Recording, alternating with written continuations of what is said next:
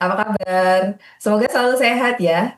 Senang sekali saya bisa kembali menjumpai teman pemilih untuk tetap memberikan informasi terkait dengan pemilu, pemilihan maupun informasi penting lainnya yang pasti sangat menarik untuk kita ikuti. Masih bersama saya Nunung di podcast KPU Jateng edisi spesial Amazing Kapku.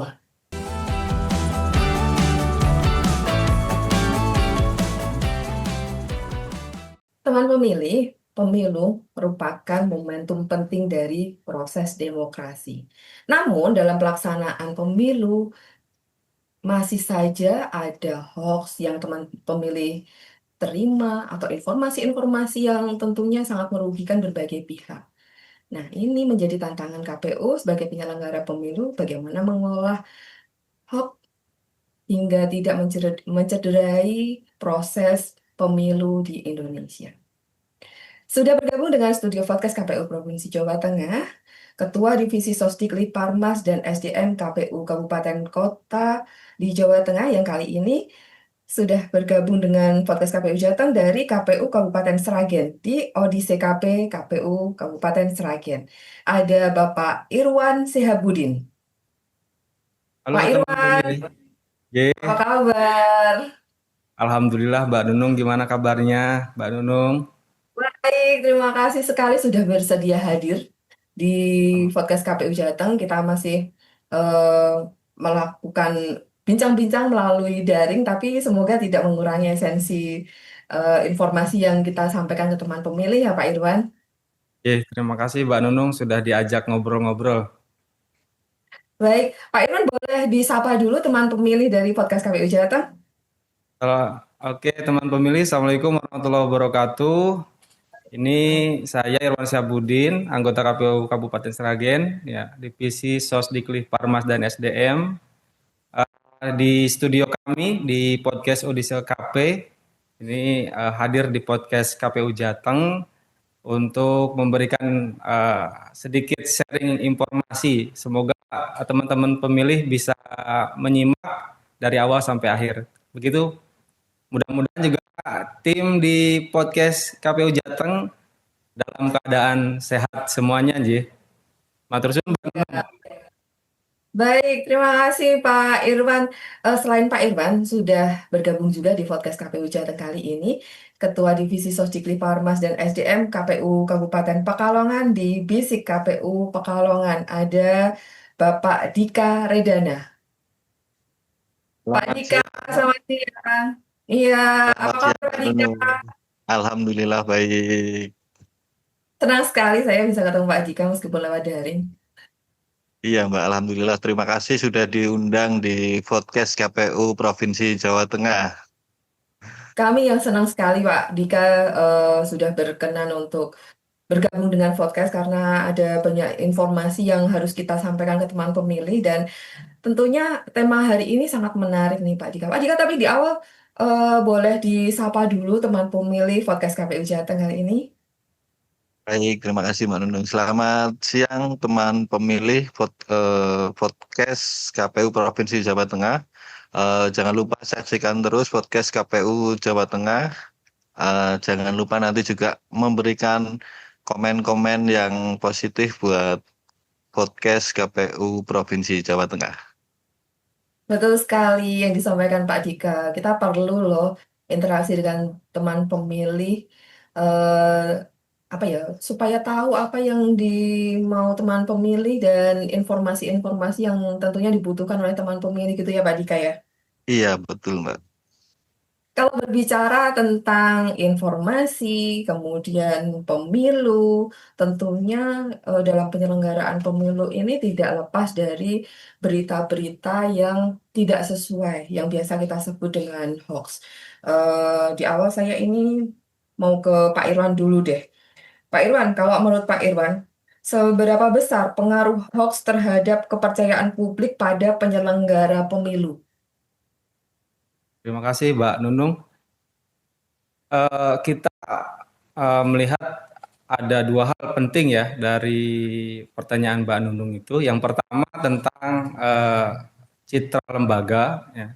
Nah, kemudian juga hoax itu sendiri. Nah, jadi dua hal ini menjadi satu keterkaitan ya.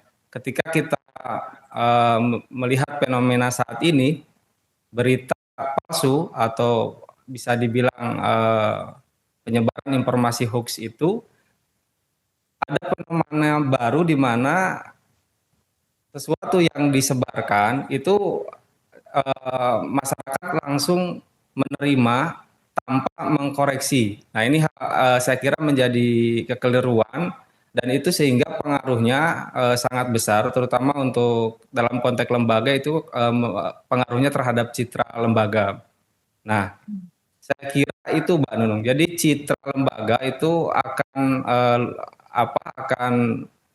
menjadi buruk ya ketika berita-berita hoax tersebut tidak ditangani atau tidak direspon, tidak dikonfrontasi, tidak dijawab begitu. Begitu Mbak Nunung. Betul sekali yang disampaikan Pak Irwan, dan tentunya ada kewajiban KPU untuk menghalau hoax ini supaya tidak tersebar luas, dan tentunya masyarakat juga butuh kepastian informasi yang benar dari KPU sebagai penyelenggara pemilu itu sendiri ya Pak Edi. Eh, Kalau Pak Dika, saya mau ke Pak Dika nih. Dalam penyelenggaraan pemilu, hoax dapat muncul untuk berbagai tujuan dan ditujukan untuk berbagai pihak, karena seperti yang kita tahu, aktor-aktor dalam pemilu ini mempunyai peran yang sangat strategis begitu. Kalau menurut Pak Dika, bagaimana hoax dapat mempengaruhi partisipasi dan mempengaruhi pemilih sendiri? Terima kasih Mbak Nunung. Jadi bagaimana sih hoax itu dapat mempengaruhi partisipasi dan pemilih? Ini terkait hal ini saya melihat ada 3 faktor yang cukup mempengaruhi Mbak Nunung ya. Yang pertama adalah faktor psikologis, di mana hoax berpotensi menumbuhkan kelelahan informasi.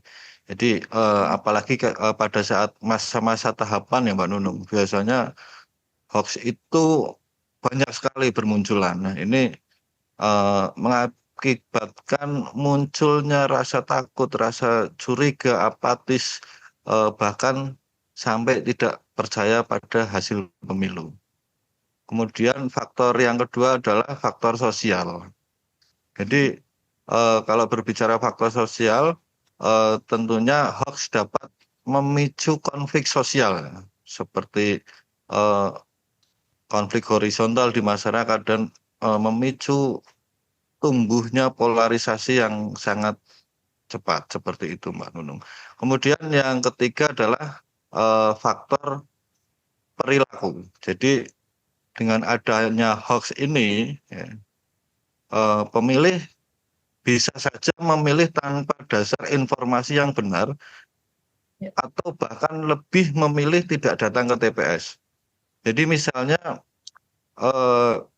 ada salah satu berita hoax memposting salah satu visi misi salah satu pasangan calon. Kalau kita bicara pilkada Mbak Nunung, jelas misalnya itu bukan visi misi yang ternyata dikeluarkan oleh pasangan calon, itu hanya berita hoax. Ini berakibat fatal kalau ternyata banyak pemilih yang terpengaruh dengan berita tersebut.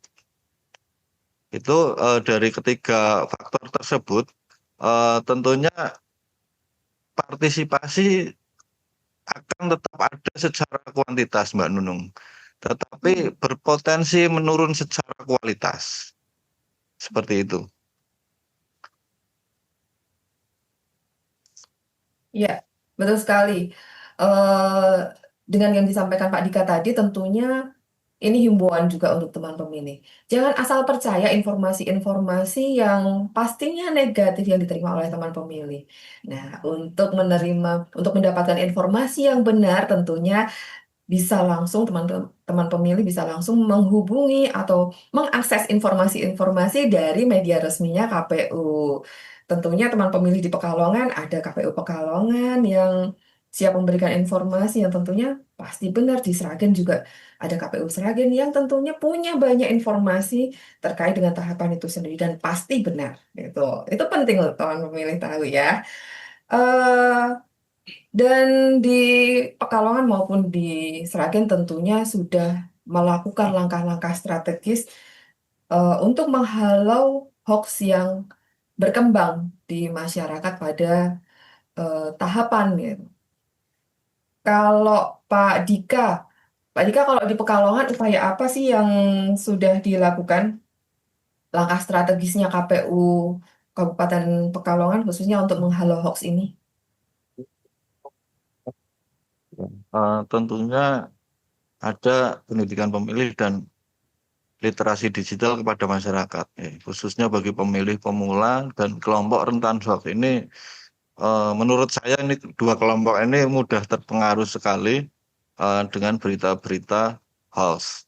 Kemudian yang Ya. kedua adalah menguatkan arsip digital terbuka sebagai wujud transparansi informasi melalui website resmi dan kanal media sosial KPU.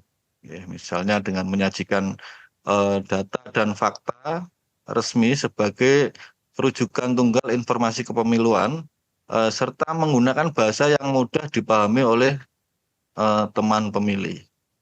Kemudian yang ketiga,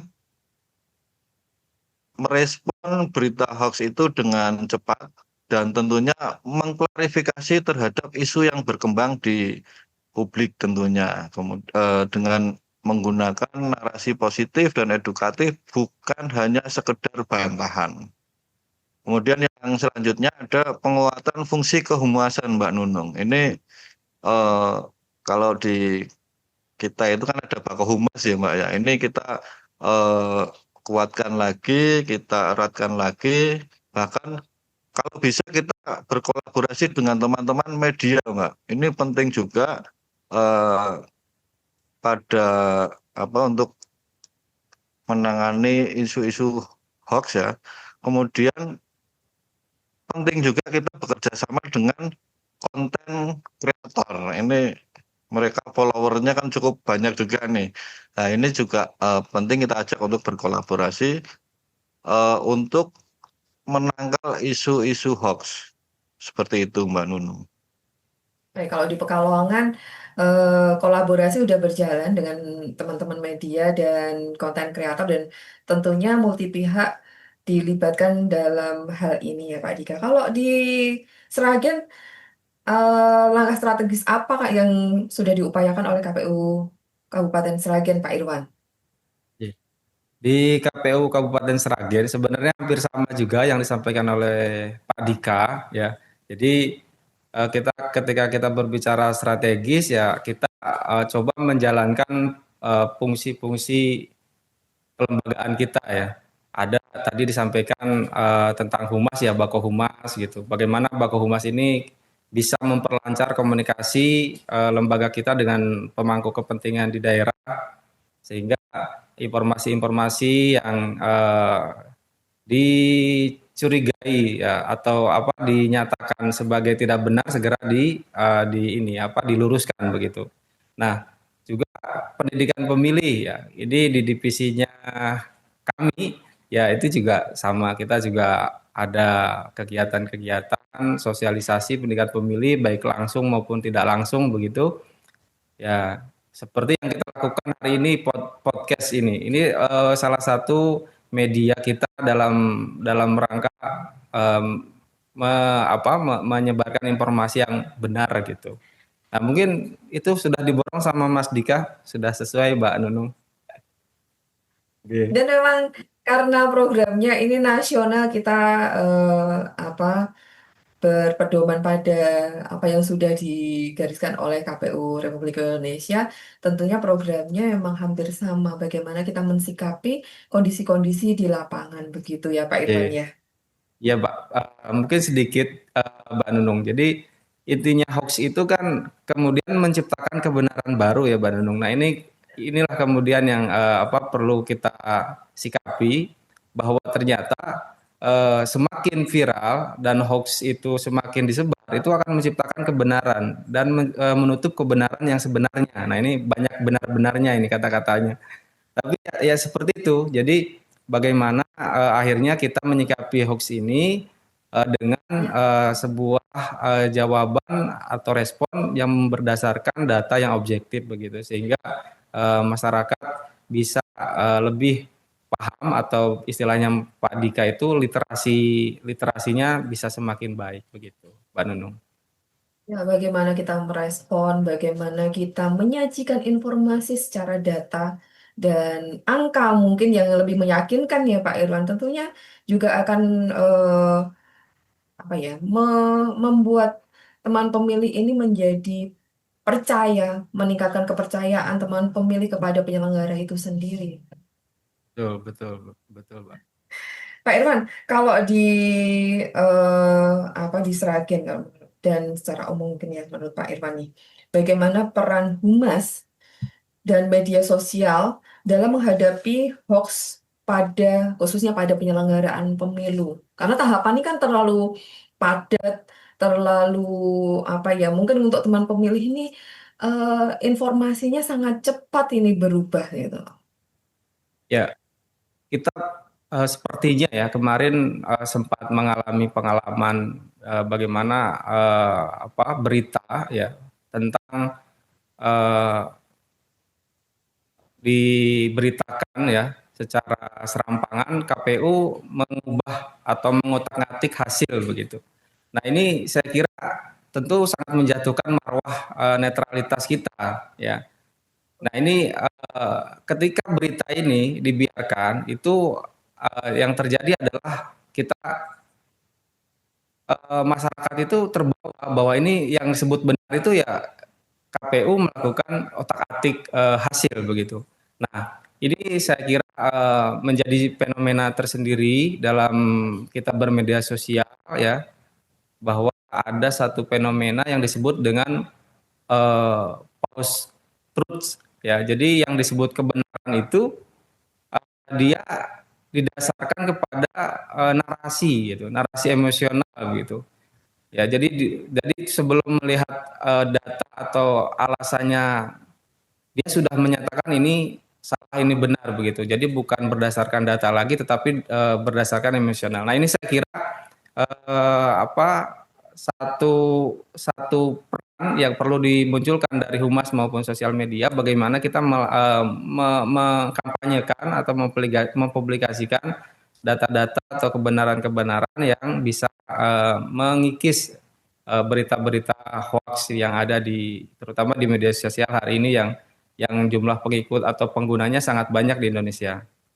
Gitu. Ini menjadi PR lah, menjadi PR kita, terutama di Bako Humas, kemudian di Sosdikli Parlemas begitu untuk melakukan hal itu, Mbak Nunung. Oke, Iya betul. terima kasih. Nah, saat ini juga informasi terutama di media sosial ini lebih cepat sampai ke teman pemilih sehingga mungkin bisa menjadi klarifikasi begitu ya, bisa digunakan sebagai media klarifikasi juga oleh KPU gitu ya Pak Irwan. Ya, betul. Jadi media sosial, kemudian media-media apapun ya, termasuk yang kita lakukan hari ini, itu menjadi sarana untuk kita menjawab ya.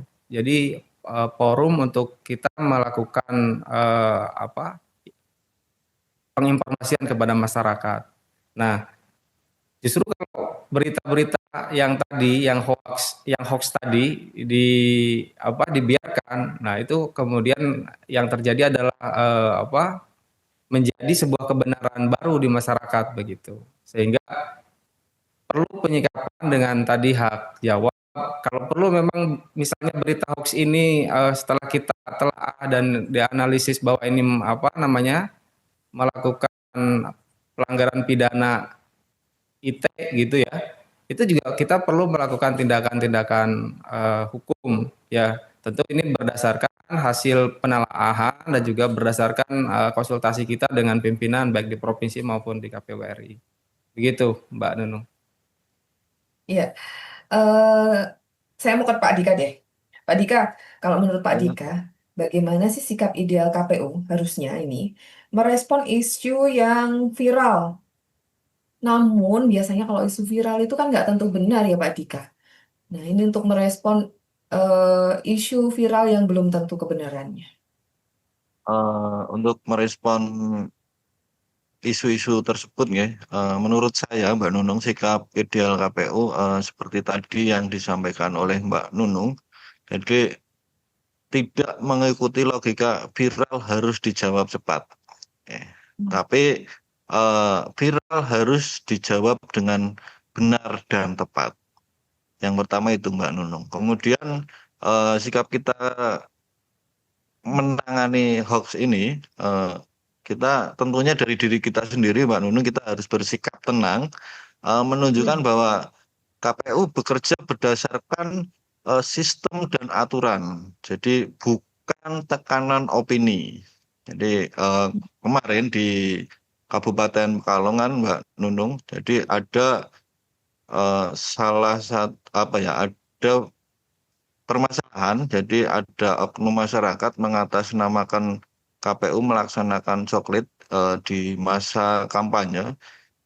Ini kan kita kan tidak melaksanakan coklit ya di masa kampanye. Artinya coklit sudah selesai, tapi ada oknum masyarakat yang mengatasnamakan KPU melaksanakan hal tersebut. Nah, ini eh, tentunya memang perlu kita sikapi dengan bijak.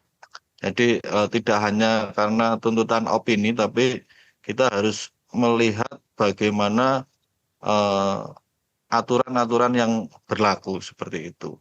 Kemudian yang selanjutnya tentunya kita harus koordinasikan dengan pimpinan ya Mbak ya, baik itu di provinsi maupun di eh, KPU Republik Indonesia. Kemudian yang selanjutnya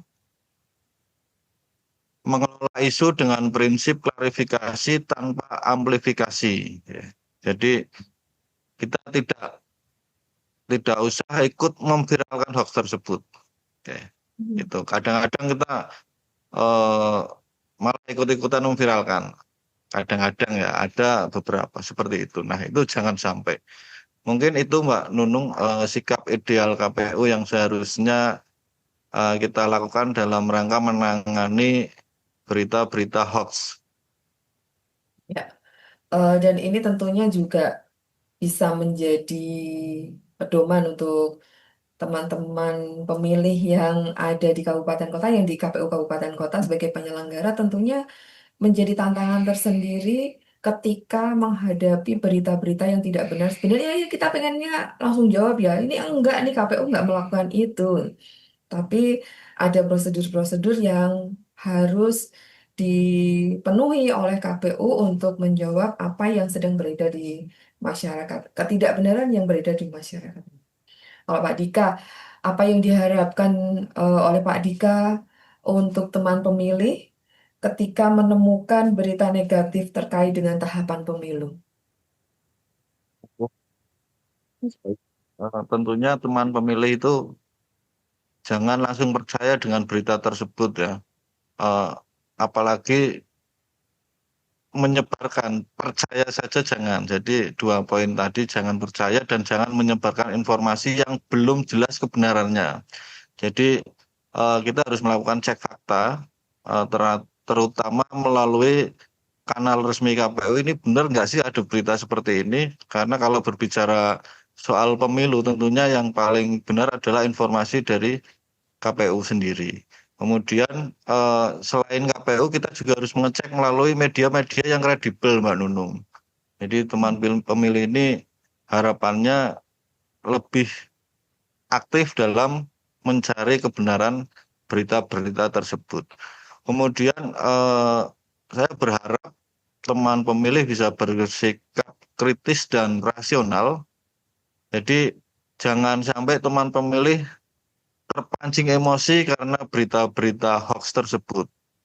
Oke, itu terus kemudian saya berharap teman pemilih ini bisa menjadi agen literasi demokrasi dengan ikut meluruskan informasi terkait kepemiluan khususnya di lingkungan sekitar. Seperti itu Mbak Nunung. Oke, sangat apa namanya, sangat berharap partisipasi dari teman pemilih untuk mendapatkan informasi-informasi yang tepat tentunya juga harus dari sumber yang resmi gitu ya Pak Dika ya, yang terpercaya. Gitu. Kalau dari Pak Dika tadi ada harapan seperti itu yang sudah disampaikan. Eh, Kalau Pak Irwan, harapan Pak Irwan apa ini untuk teman pemilih ketika menemukan berita negatif terkait dengan tahapan pemilu? Oke. Ya, tadi sudah disampaikan sama Mas Dika. Jadi mungkin satu kalimatnya cek dan recheck begitu ya. Jadi teman pemilih harus bisa eh, mengecek informasi sebelum memforward atau mengirimkan ke temannya atau ke orang lain. Dipastikan jadi informasi itu sesuai dengan data dan fakta. Nah, caranya tadi sudah diinformasikan ya, kita mencari referensi yang terpercaya ya, yaitu dari websitenya KPU, KPU provinsi, KPU kabupaten begitu. Kalau informasinya lokal disesuaikan dengan kabupatennya begitu. Kemudian eh, media-media mainstream ya yang juga dicek begitu. Jadi jangan sembarang mempercayai informasi yang ada eh, di dunia maya begitu. Gitu Mbak Nunung. Gitu. Ya, baik. Tentunya banyak harapan untuk teman pemilih. Namun yang jelas, kita berharap teman pemilih berpartisipasi aktif untuk mencari info yang benar melalui media-media resmi penyelenggara pemilu, tentunya untuk mendapatkan informasi yang benar itu sendiri. Dan tidak menyebarkan berita-berita yang belum tentu kebenarannya tanpa ada sumber yang jelas begitu. Untuk teman pemilih kita masih menunggu partisipasi teman pemilih dan untuk teman-teman di kabupaten kota, mari kita bangun kepercayaan publik terhadap penyelenggara pemilu, tentunya untuk mewujudkan pemilu yang lebih transparan, jujur, dan adil seperti yang kita harapkan bersama. Pak Irwan, Pak Dika, terima kasih sekali sudah berbincang dengan saya di podcast KPU Jateng. Kami berharap Bapak berdua bisa hadir langsung di studio podcast tentunya untuk membahas eh, apa info-info lain yang pasti menarik dan penting untuk diikuti oleh teman pemilih. Sekali lagi terima kasih Pak Irwan, Pak Dika. Salam untuk teman-teman di Sragen dan di Pekalongan. Terima Terima kasih kasih. Mbak Nunung. Semoga sehat-sehat semuanya teman pemilih dan tim podcast KPU Jateng. Baik. Ya teman pemilih, demikian tadi bincang-bincang saya bersama dengan Ketua Divisi Sosdikri Parmas dan SDM KPU Kabupaten Sragen Bapak Irwan Syahbudin dan Ketua Divisi Sosdikri Parmas dan SDM KPU Kabupaten Pekalongan Bapak Dika Redana. Terima kasih sudah selalu mengikuti media sosial KPU Provinsi Jawa Tengah tentunya untuk mendapatkan informasi yang penting dan menarik untuk teman pemilih ikuti bersama. Jumpa lagi dengan saya Nunung di podcast KPU Jateng edisi spesial Amazing Kapko berikutnya. Podcast KPU Jateng. Terupdate Suara bersuara kepemiluan. kepemiluan.